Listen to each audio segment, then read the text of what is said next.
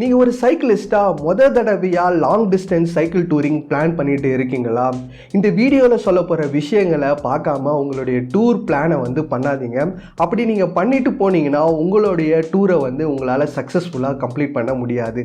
இந்த வீடியோவில் டூர் பிளானிங்கில் முக்கியமான விஷயமான மேப் ரீடிங்கோடைய ஒரு மெயின் ஆஸ்பெக்டை உங்களுக்கு ரொம்ப சிம்பிளிஃபைடு வெர்ஷனாக எக்ஸ்பிளைன் பண்ணி சொல்ல போகிறேன். இது நீங்கள் டூர் பிளான் பண்ணுறதுக்கும் உங்களுடைய டூரை சக்ஸஸ்ஃபுல்லாக முடிக்கிறதுக்கும் ரொம்ப ரொம்ப யூஸ்ஃபுல்லாக இருக்கும். ஸோ இந்த வீடியோவை ஸ்கிப் பண்ணாமல் பாருங்கள். நான் ஏன் இந்த விஷயத்துக்கு இவ்வளோ இம்பார்ட்டன்ஸ் தரேன்னா, ஒரு எக்ஸாம்பிள் எடுத்துப்போம். 2 ரைடர்ஸ் இருக்காங்க. ஒருத்தர் மோட்டார் சைக்கிள் டூரர், இன்னொருத்தர் நார்மல் சைக்கிள் டூரர். அவங்க 2 பேரும் ஊட்டிக்கு போகிறாங்க சென்னையிலேருந்து. அவங்க 2 பேருக்கு இன்பிட்வீன் ஒரு பெரிய ஹில் கிளைம்ப் இருக்குதுன்னு வச்சுங்க. ஒரு மோட்டார் சைக்கிள் டூரர் ஊட்டிக்கும் சென்னைக்கும் உள்ள டிஸ்டன்ஸை மட்டும் மெஷர் பண்ணால் போதும். ஏன்னா அவர்கிட்ட என்ஜினோட சப்போர்ட் இருக்குது. ஸோ அந்த என்ஜின் அந்த மலையை கடந்து கொண்டு போய் விட்டுரும். வேறு சைக்கிளிஸ்ட்டுக்கு டிஸ்டன்ஸையோடு தாண்டி அது எவ்வளோ ஆல்டிடியூடு இருக்குது அண்ட் அந்த மலைப்பாதை எவ்வளோ செங்குத்தாக இருக்குன்றதை முன்னாடியே பிளான் பண்ணிட்டு போகிறது ரொம்ப ரொம்ப நல்லதாக இருக்கும். ஏன்னா மலைப்பாதையோட செங்குத்தை சொல்கிறதுக்கு மேப் ரீடிங்கில் ஒரு டேர்ம் இருக்குது. அது கிரேடியன்ட்னு சொல்லுவாங்க. கிரேடியன்ட்னா ஒரு ரோடோடைய ஸ்டீப்னஸை சொல்கிறது. அதாவது gradient is the steepness of the section of the road. So ஒரு ரோடு இருக்குன்னா அந்த செக்ஷனோடைய ஸ்டீப்னஸை சொல்கிறதுக்கு கிரேடியண்ட்டை யூஸ் பண்ணுவாங்க. எப்படின்னா 0% கிரேடியன்ட்னா ஃப்ளாட் ரோடு, 15% கிரேடியன்ட்னா ரொம்பவே செங்குத்தான ஒரு மலைப்பாதை. இந்த கிரேடியண்ட்டை கால்குலேட் பண்ணுறதுக்கு ஒரு சின்ன கால்குலேஷன் இருக்குது. அது நீங்கள் தெரிஞ்சுங்க. அப்போ தான் கிரேடியண்ட்னா என்னதுன்னு ஒர்க் ஆகுறது உங்களுக்கு தெரியும். ஃபார் எக்ஸாம்பிள், ஒரு ரைடர் பாயிண்ட் ஏல இருக்காரு. அவர் பாயிண்ட் பியில் இருக்கிற ஒரு ஹில் டாப்புக்கு போகணும். அந்த ஹில்லோட வெர்டிக்கல் ஹைட் 450 மீட்டர்ஸ்னு வச்சுங்க. இந்த ரைடருக்கும் அந்த ஹில் டாப்புக்கும் இடையில உள்ள டிஸ்டன்ஸ் 5 கிலோமீட்டர்னு வச்சுங்க. ஹைட்டையும் டிஸ்டன்ஸையும் டிவைட் பண்ணி 100ஆல் மல்டிப்ளை பண்ணனா ஒரு பர்சன்டேஜ் வேல்யூ வரும். அதுதான் அந்த ரோடோடைய கிரேடியன்ட்டு.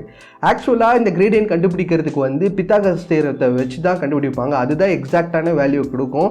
பட் இதுவும் அந்த கிரேடியன்ட் பர்சன்டேஜை மோர் ஆர் லெஸ் கொடுக்கும். ஸோ அதனால் இதை உங்களுக்கு சொல்கிற ஒரு அண்டர்ஸ்டாண்டிங்காக இதை தெரிஞ்சுக்குங்க. ஸோ அந்த பர்சன்டேஜை வச்சு நாம் அந்த போக வேண்டிய ரோடோடைய டிஃபிகல்ட்டி லெவலை நம்ம சொல்ல முடியும்.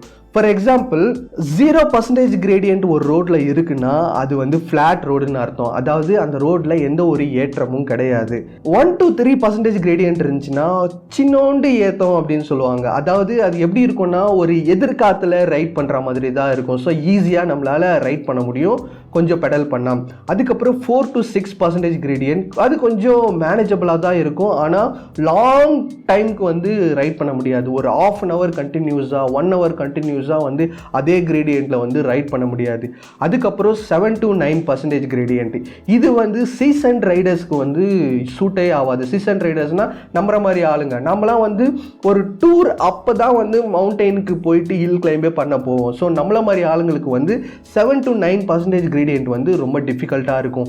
அப்புறம் 10 to 15% கிரேடியன்ட், அது எல்லா விதமான கேட்டகரி ரைடர்ஸ்க்கும் ரொம்ப ரொம்ப டிஃபிகல்ட்டாக இருக்கும். அந்த அளவுக்கு அது ஸ்டீப்பாக இருக்கும். அதுக்கப்புறம் 15% to 25% அண்ட் அதுக்கு மேலே இருக்குது. அது ரொம்ப ஸ்டீப்பாக இருக்கும். நெகட்டிவ் கிரேடியண்ட்டும் இருக்குது. இப்போ இந்த கிரேடியண்ட் எல்லாம் பாசிட்டிவ் வேல்யூவில் வரதுனால ஏற்றத்தை குறிக்கும். நெகட்டிவில் போச்சுன்னா என்னத்தை சொல்லும்? இறக்கத்தை குறிக்கும். ஸோ டிசென்ட், மவுண்டெயின் டிசென்ட்டை நெகட்டிவ் கிரேடியண்ட்டில் சொல்லுவாங்க.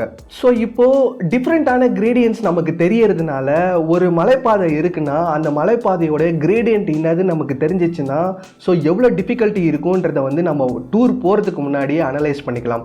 ஃபார் எக்ஸாம்பிள், ஒரு ரூட்டோடைய கிரேடியன்ட் 7 to 9 இருந்துச்சுன்னா அது என்னால் கிளைம் பண்ண முடியாது எடுத்த உடனே. ஸோ நான் என்ன பண்ணுவேன், அந்த டூர் போகிறதுக்கு முன்னாடி ஒரு 2 monthsல இருந்து ரெகுலராக ரைட் பண்ணுவேன். குட்டி ஹில் கிளைம் எதனா இருந்துச்சுன்னா வீட்டு பக்கத்தில் அதை போயிட்டு அடிக்கடி கிளைம் பண்ணிட்டு வருவேன். அப்படின்னு சொல்லிட்டு நல்லா ப்ராக்டிஸ் பண்ணிவிட்டு அதுக்கப்புறமா அந்த டூரை போவேன்.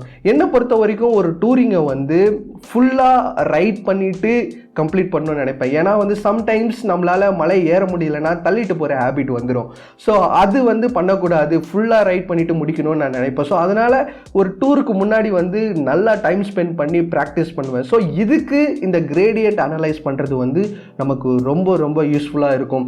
ஆக்சுவலாக ஒரு டூரிங்கு அண்ட் ஒரு ரைடு முடிக்கும் போது நம்ம வந்து ஒரு 100 கிலோமீட்டர் ரைடு முடிச்சிட்டோம், ஓ அப்பாடா பெரிய விஷயம் அப்படின்னு நம்ம நினச்சிப்போம். ஆனால் என்னை பொறுத்த வரைக்கும் ஒரு எலிவேஷன் ப்ரொஃபைல், அந்த ரோட்டில் வர கிரேடியன்ட் எவ்வளோ அதிகமாக இருக்குது, அதுதான் வந்து நம்மளுடைய ரைடிங் ஸ்ட்ரென்த்தை வந்து காட்டும். ஏன்னா ஃப்ளாட் ரோட்டில் 100 ஓட்டுறதுக்கும் ஒரு மவுண்டெயின் ரோட்டில் 100 ஓட்டுறதுக்கும் நிறைய வித்தியாசம் இருக்குது. இந்த 100 வந்து மவுண்டெயினில் 200 இருக்கும். ஸோ அந்த அளவுக்கு டிஃபிகல்ட்டியாக இருக்கும். ஸோ அதனால் வந்து இந்த கிரேடியண்ட்டுக்கு வந்து நிறைய இம்பார்ட்டன்ஸ் கொடுங்க. சரி ராகுல், இந்த கிரேடியண்ட்டை நான் எப்படி முன்னாடியே கால்குலேட் பண்ணுறது? அதுக்கு வந்து சில வழிகள் இருக்குது. ஒன்று வந்து அந்த கால்குலேஷன், அதுபடி நம்ம கால்குலேட் பண்ணிவிட்டு நம்ம போகலாம். அதுக்கப்புறம் ஆன்லைனில் வந்து கிரேடியன்ட் கால்குலேட்டர் அப்படின்னு டைப் பண்ணிங்கன்னா நிறைய டூல் வரும். அதில் அந்த ரோட் டேட்டாவை நம்ம மட்டும் போட்டாலே அந்த கால்குலேஷன் பண்ணி அதுவே கிரேடியன்ட் பர்சன்டேஜை கொடுக்கும். அதுக்கப்புறம் நம்ம ஸ்ட்ராவால் ஒரு ரூட்டை வந்து முன்னாடியே ப்ரீ டிஃபைன் பண்ண முடியும். அப்படி பண்ணும்போது அதுவே வந்து அந்த கிரேடியன்ட் ப்ரொஃபைலை வந்து நமக்கு கொடுக்கும். ஸோ நமக்கு இன்னும் கிளியர் கட்டான ஆப்ஷன் வந்து நமக்கு கிடைக்கும். இப்படி நம்மளுடைய லாங் டிஸ்டன்ஸ் டூரிங்கை முன்னாடியே பிளான் பண்ணி அனலைஸ் பண்ணிட்டு போகும்போது நம்மளுடைய டூரிங்கை நம்ம சக்ஸஸ்ஃபுல்லாக கம்ஃபர்டபுளாக முடிக்கிறதுக்கு வந்து ரொம்ப ரொம்ப யூஸ்ஃபுல்லாக இருக்கும். ஸோ இந்த vlog வழியாக மேப் ரீடிங்கில் கிரேடியன்ட் என்ற ஃபேக்டர் நம்ம சைக்கிளிங்க்கு எவ்வளோ யூஸ்ஃபுல்லான விஷயன்றது வந்து உங்களுக்கு ஓரளவுக்கு டீட்டெயிலாக புரிஞ்சிருக்கும். ஸோ உங்களுக்கு வேறு எதனா டவுட் இருந்துச்சுன்னா இந்த வீடியோவோட கமெண்ட் பாக்ஸில் வந்து கேளுங்க. ஏன்னா மேப் ரீடிங் பற்றி நான் பேசுகிறதுக்கு வந்து ஆல்வேஸ் ஓப்பன்டாக இருப்பேன். ஏன்னா எனக்கு ரொம்ப ரொம்ப பிடிச்ச ஒரு விஷயம்.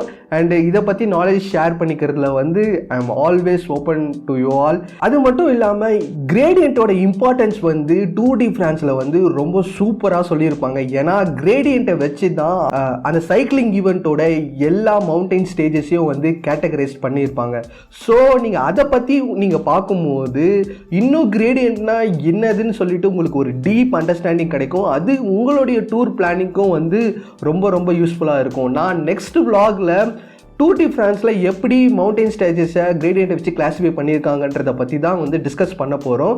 ஸோ சப்ஸ்கிரைப் பண்ணிவிட்டு அந்த வீடியோ வந்து மறக்காமல் பாருங்கள். You will learn many things.